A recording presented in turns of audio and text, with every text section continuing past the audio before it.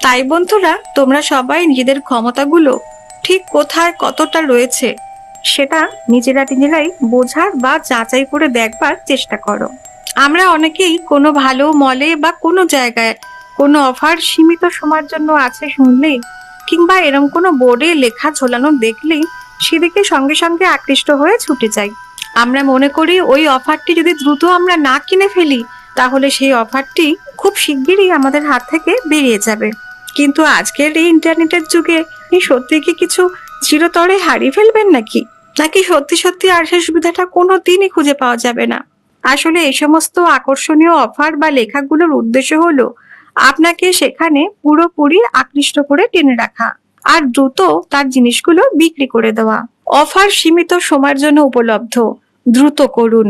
তাই এই সমস্ত অফারের উদ্দেশ্য হলো তোমাদেরকে দ্রুত কিছু কিনতে বাধ্য করা।